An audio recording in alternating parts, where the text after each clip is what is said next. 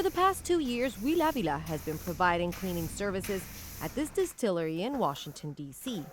But his company, Clean Decisions, is very different from others in the business because these employees, like Will, have all served time in prison. He says a job can stop these men from reoffending. And I always ask why we end up back in prison. One of the main struggles is actually gaining employment. You know, at one point I had applied for 22 jobs and been rejected for 22 jobs. The U.S. Department of Justice says that more than 650,000 ex-offenders are released from prison every year. It is estimated that within the first 3 years of their release, 68% of prisoners are rearrested. But Avila is working to change this by giving these men a job. Charles has been to prison 3 times. He says he's grateful to have met Will. I was a drug dealer, you know, so I was selling crack cocaine. My charges are possessing and intent to distribute while armed, you know. And this is like my 3rd time, so, you know.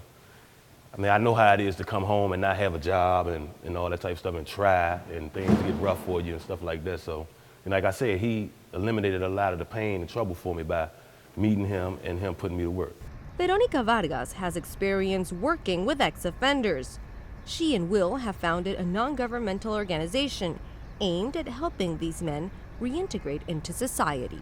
Society has marginalized this community, right? They're completely disenfranchised. It's a community that nobody wants to touch because of fear of public safety. Back at 1-8 Distilling, its CEO is glad to have given these guys a chance. Without opportunities, you know, it just stands to reason that there's a much greater likelihood of them not being successfully reintegrated into society. So opportunities are what it seems to be all about.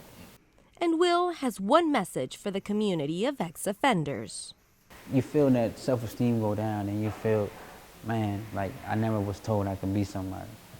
We're here to tell you, man, you are somebody and you can be somebody. Andrea, TRT World, Washington.